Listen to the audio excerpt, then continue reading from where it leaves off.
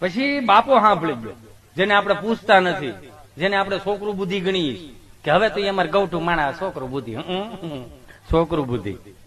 ઈ વડીલ સાંભળી ગયા, હું ઘરમાં ડખો આદરો બે માણા, આ ગામને સંભળાય એવું શું કરો છો? સાન મુના બે હો ને શું છે આ? તમારા દીકરા 60,000 ની બે લેવા, 23,000 નું દૂધ વેચું 27 નો ગળ ખાય કે શું કરવાનું? હવે કઈ ખબર જ નથી પડતી. રાડું આંખોમાં બધી ખબર પડે છે, એને પૂછો ખાલી નિરાતે. અને જો મારી રાય આપું તો તમે કરશો? આ બોલો શું છે હવે? તમે કયો, હાલો બોલો, બીજું તો હું ધારી જાઓ. 5 કિલો ડબ્બાનો ગળ લેતા આવજો. મારા દીકરાને કહેજો ડબ્બાનો ગળ થી શું થાય, પણ તમે લેતા આવજો ને. ડબ્બાનો ગળ લેવા પુરુષોને કદાચ ઓછી ખબર હોય, માવડીઓને વધારે ખબર હોય. 15 કિલોનો ડબ્બો આવે, હવા વેચનો તાવેથો આવે, આમ ભરાવો, ઉસો એટલો જ થાય પણ લોંદો એટલો જ નીકળે. મોળી શીકણો બહુ. એ 5 કિલો ડબ્બાનો ગળ લેવા, જૂનું ફરજામ તગારું પડેલું, પાણીનો છડકોરો નાખતા જાય ને ગળ લીપતા જાય.